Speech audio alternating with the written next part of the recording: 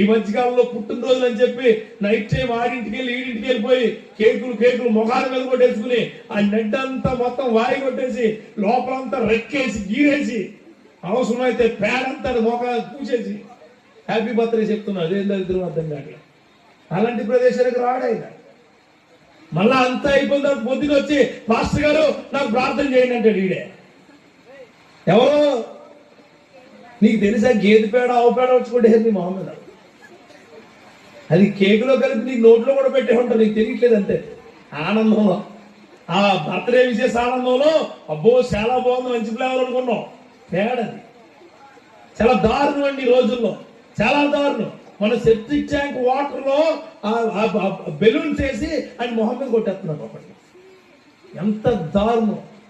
ఎలా పెంచారు నీ తల్లిదండ్రులు, ఎంత ప్రశస్తంగా ఉన్నావు, నువ్వు ఏ ప్రదేశాల్లో ఎంత గొప్పగా ఉంటున్నావు, నువ్వు వేసుకుని